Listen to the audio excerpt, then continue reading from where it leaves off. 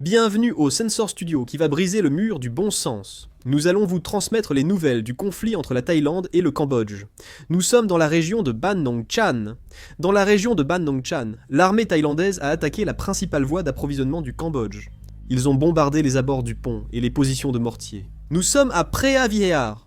L'armée cambodgienne tire des roquettes lance-roquettes multiples, 21, depuis une zone résidentielle civile en direction de la colline 677 de la Thaïlande. Nous sommes à Preah Vihear. Le Cambodge a commencé une enquête pour évaluer les dégâts. Voici une scène où un F-16 a bombardé, on peut voir un cratère profond. Un reportage de Preah Sihanouk, Cambodge, indique que l'armée thaïlandaise a bombardé une école dans la province de Banteay Meanchey. Un espion cambodgien a été arrêté par la police thaïlandaise. Les soldats cambodgiens sont redéployés en première ligne par camion. Voici de nouvelles recrues de l'armée cambodgienne récemment déployées sur la ligne de front. Elles se cachent dans les tranchées et prennent des photos qu'elles publient sur les réseaux sociaux.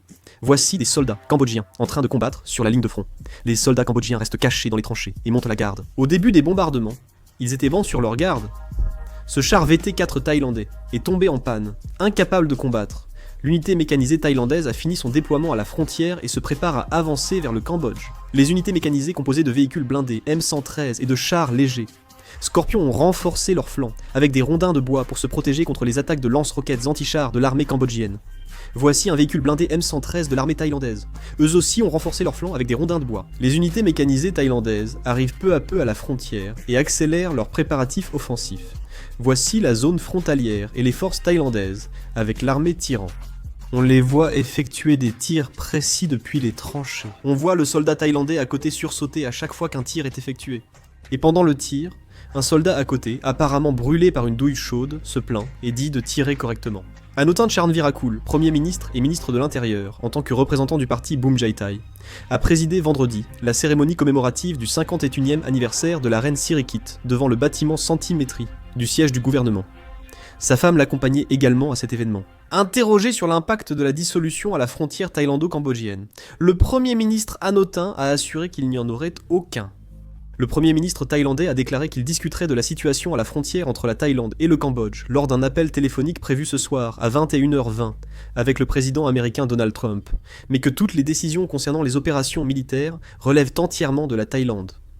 Il a également souligné qu'il n'y avait eu aucune négociation secrète avec Hun Sen, l'ancien dirigeant cambodgien. Siaksa Phuan-Kekeo, ministre thaïlandais des Affaires étrangères, a affirmé à Marco Rubio, secrétaire d'État américain, avoir transmis la position thaïlandaise et poursuivre ses efforts pour une résolution pacifique du conflit.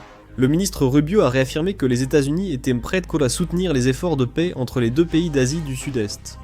Cela survient alors que les préoccupations humanitaires régionales grandissent et que les États-Unis augmentent leur implication.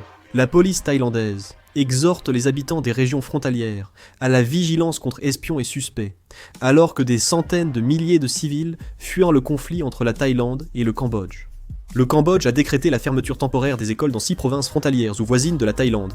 Ainsi, 909 écoles, réparties dans 20 districts de ces 6 provinces, ont été fermées temporairement.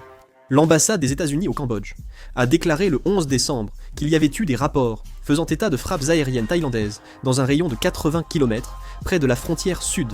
Les affrontements continuent et la sécurité reste instable. Il est conseillé d'éviter toute circulation dans un rayon de 50 km de la frontière Cambodge-Thaïlande. Le porte-parole du ministère des Affaires étrangères du Laos a appelé à relancer la déclaration conjointe à Kuala Lumpur. Si j'ai d'autres infos, je ferai une vidéo. Merci, la vidéo se termine ici.